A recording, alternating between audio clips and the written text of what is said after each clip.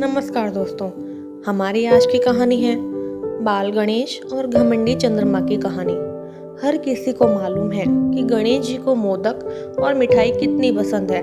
शायद इसलिए भी वो किसी के भी निमंत्रण को स्वीकार कर लेते हैं और पेट के साथ ही मन भरकर मिठाई खाते हैं।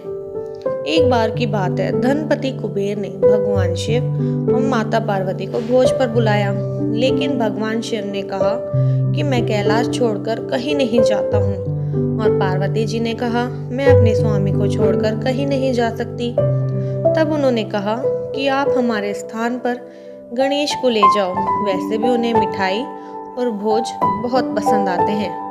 तब कुबेर गणेश जी को अपने साथ भोज पर ले गए। वहाँ उन्होंने मन भरकर मिठाई और मोदक खाए।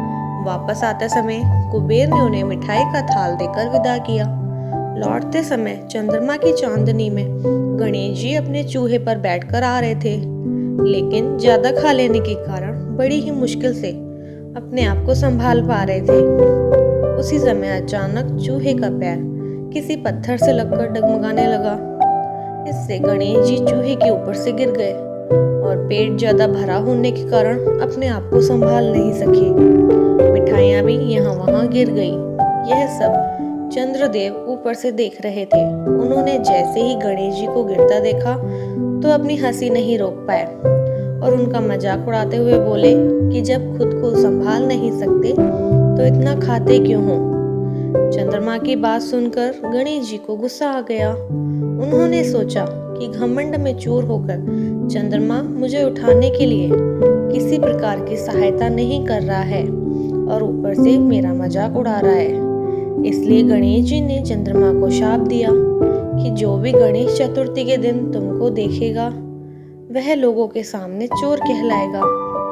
श्राप की बात सुनकर चंद्रमा घबरा गए और सोचने लगे कि फिर तो मुझे कोई भी नहीं देखेगा। उन्होंने शीघ्र ही गणेश जी से माफी मांगी। कुछ देर बाद जब गणेश जी का गुस्सा शांत हुआ तब उन्होंने कहा कि मैं श्राप तो वापस नहीं ले सकता, लेकिन तुमको एक वरदान देता हूँ कि अगर वही व्यक्ति अगली गणेश चतुर्थी को तुमको देखेगा तो उसके ऊपर से चोर होने का श्राप उतर जाएगा। तब जाकर चंद्रमा की जान में जान आई। इसके अलावा एक और कहानी सुनने में आती है कि गणेश जी ने चंद्रमा को उनका मजाक उड़ाने पर श्राप दिया था कि वे आज के बाद किसी को दिखाई नहीं देंगे। चंद्रमा के माफी मांगने पर उन्होंने कहा कि मैं श्राप वापस तो नहीं ले सकता, लेकिन एक वरदान देता हूँ कि तुम माह के में एक दिन किसी को भी दिखाई नहीं दोगे और माह में एक दिन पूर्ण रूप से आसमान पर दिखाई दोगे।